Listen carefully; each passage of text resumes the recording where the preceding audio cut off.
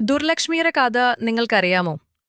ലക്ഷ്മി ദേവിയുടെ മൂത്ത സഹോദരിയാണ് ദുർലക്ഷ്മി.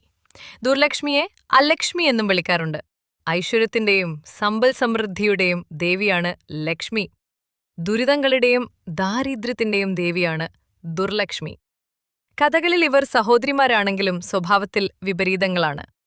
നാരായണൻ എന്നാൽ വിഷ്ണു ഭഗവാനാണ്. ലക്ഷ്മിദേവി വിഷ്ണു ഭഗവാന്റെ പത്നിയാണ്. ഉദ്ധവൻ ശ്രീകൃഷ്ണന്റെ അടുത്ത അനുയായിയും യാദവ രാജകുമാരനുമായിരുന്നു. ശ്രീകൃഷ്ണന്റെ നിർദ്ദേശപ്രകാരമാണ് ഉദ്ധവൻ അലക്ഷ്മിദേവിയെ വിവാഹം കഴിച്ചത്.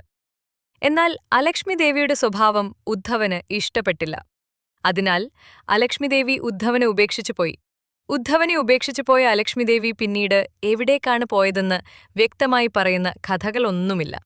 ചില കഥകളിൽ അവൾ കടലിലേക്ക് തിരിച്ചുപോയെന്നും മറ്റു ചിലതിൽ അവൾ കാട്ടിലേക്ക് പോയെന്നും പറയുന്നു. ദുരിതങ്ങളുടെയും ദാരിദ്ര്യത്തിന്റെയും ദേവിയായ അലക്ഷ്മിദേവി എപ്പോഴും ഒറ്റയ്ക്കിരിക്കാനാണ് ഇഷ്ടപ്പെട്ടിരുന്നത്.